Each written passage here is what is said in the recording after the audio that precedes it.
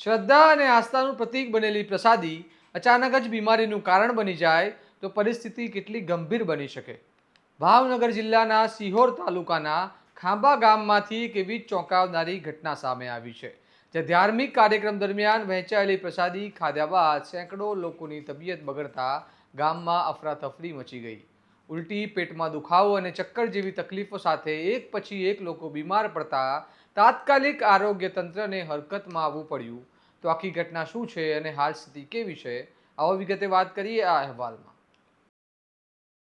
નમસ્કાર, હું છું ચિરાગ વર્ષાબેન. આપ જોઈ રહ્યા છો સ્વમાન. ખાંભા ગામે યોજાયેલા એક ધાર્મિક કાર્યક્રમ દરમિયાન વહેંચાયેલી પ્રસાદી લીધા બાદ મોટી સંખ્યામાં લોકોમાં ફૂડ પોઈઝનિંગ જેવા લક્ષણો જોવા મળ્યા.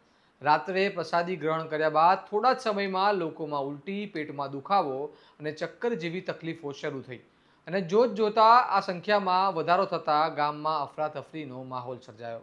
આ ઘટનામાં અંદાજે 200થી વધુ લોકોને તાત્કાલિક સારવાર માટે ખસેડવામાં આવ્યા, જેમને સિહોર અને આસપાસની વિવિધ હોસ્પિટલો ખાતે દાખલ કરવામાં આવ્યા છે અને પરિસ્થિતિને ધ્યાનમાં રાખીને ખાંભા ગામમાં જ હંગામી હોસ્પિટલ શરૂ કરવામાં આવી, જેથી દર્દીઓને તાત્કાલિક સારવાર મળી શકે.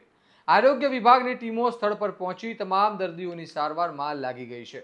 મળતી માહિતી મુજબ હાલ મોટાભાગના દર્દીઓની તબિયત સુધારા પર છે, પરંતુ આ ઘટના પોતે જ ઘણા ગંભીર સવાલો ઊભા કરે છે, ખાસ કરીને જ્યારે આ ઘટનામાં શાળાના બાળકો પણ અસરગ્રસ્ત થયા હોવાનું સામે આવ્યું છે. આ ઘટનાને લઈને પ્રસાદીની ગુણવત્તા અને સ્વચ્છતા અંગે પ્રશ્નો ઊભા થયા છે અને તંત્ર દ્વારા સેમ્પલ લેવામાં આવ્યા હોવાની માહિતી મળી રહી છે. અને હવે તપાસ બાદ જ સ્પષ્ટ થશે કે ફૂડ પોઈઝનિંગનું ચોક્કસ કારણ શું હતું. આ સાથે જ ઉલ્લેખનીય છે કે તાજેતરમાં ભાવનગરની સરટી હોસ્પિટલમાં પણ ખોરાકના નમૂનાઓ તપાસ દરમિયાન એક્સપાયર થયેલા મસાલા મળી આવ્યા હોવાના મુદ્દો ચર્ચામાં આવ્યો હતો, જે કારણે ખાદ્ય સુરક્ષા અને દેખરેખ અંગે વધુ ગંભીર ચિંતા ઊભી થઈ રહી છે. હવે જોવાનું રહ્યું કે આ મામલે તપાસમાં શું ખુલાસા થાય છે અને જવાબદાર લોકો સામે કેટલી કડક કાર્યવાહી થાય છે, કારણ કે આવી ઘટનાઓ ફક્ત એક ગામ માટે નહીં પરંતુ સમગ્ર સમાજ માટે ચેતવણી સમાન બની શકે છે. આ મામલે તમારું શું મંતવ્ય છે, અમને કમેન્ટમાં જણાવો અને આવા વિશ્લેષણાત્મક અહેવાલ માટે સ્વમાનની ચેનલને સબસ્ક્રાઇબ કરવાનું ભૂલતા નહીં. નમસ્કાર.